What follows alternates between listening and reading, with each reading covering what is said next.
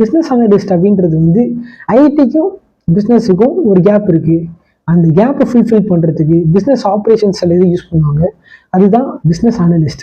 Business analyst அப்படின்றது வந்து ஐடிக்கும் பிஸ்னஸுக்கும் இருக்கிற அந்த இடையில இருக்கிற கேப் தான் பிஸ்னஸ் அனலிஸ்ட். உங்களுக்கு புரியவே சொல்லணும்னா ப்ராசஸ் அனலைஸ் பண்ணுறது, சிஸ்டம் டு ரெக்கமெண்ட் இம்ப்ரூவ்மெண்ட். அதாவது வந்து உங்கள் பிஸ்னஸை நீங்கள் அனலைஸ் பண்ணுறதுக்கு பிஸ்னஸ் அனலிஸ்ட் ஒரு தனி ரோலே இருக்குது. அந்த ஜாப் ரோலை தான் வந்து இவங்க பிஸ்னஸ் அனலிஸ்ட் அப்படின்னு சொல்லியிருக்காங்க. அதாவது வந்து பிஸ்னஸ் அனலிஸ்டோட ஜாப் என்ன, முக்கியமாக என்ன ஃபோக்கஸ் பண்ணுவாங்கன்னா, அதாவது வந்து அவங்க ஒரு ஸ்ட்ராட்டஜி ப்ரொவைட் பண்ணுவாங்க. இப்போ என்ஹான்ஸ் எஃபிஷியன்சி ஃபார் வித்தவுட் கோடிங்கே இல்லாமல் உங்கள் ஸ்ட்ராட்டஜி எஃபிஷியன்சியை இம்ப்ரூவ் பண்ணுறதுக்கான சொல்யூஷனை தரவங்க தான் பிஸ்னஸ் அனலிஸ்ட். இதுதான் டாப் 2 இருக்கிற நான் கோடிங் ஐடி ஜாப்ஸில் இருக்கிறது. பொதுவாகவே நீங்கள் பார்த்தீங்கன்னா நான் கோடிங் ஐடி ஜாப்ஸில் வந்து பெருசாக வந்து உங்களுக்கு கோடிங் வந்து நீங்கள் ரொம்ப அதுக்கு மெனக்கடணும் அப்படின்றது அவசியமே கிடையாது.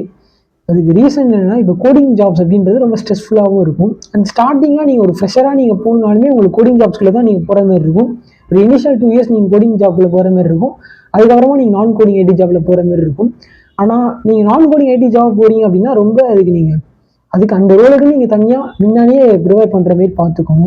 ஒரு 2 இயர்ஸ் முன்னாடியே ப்ரிப்பேர் பண்ணுற மாதிரி பார்த்துக்கிட்டிங்கன்னா உங்களுக்கு ரொம்ப ஈஸியாக இருக்கும். இப்போ நீங்கள் நான் கோடிங் ஐடி ஜாப்ஸில் வந்து நிறையாவே இருக்குது. அதில் எல்லாரோட பீப்புள்ஸ் ஃபேவரட்டாக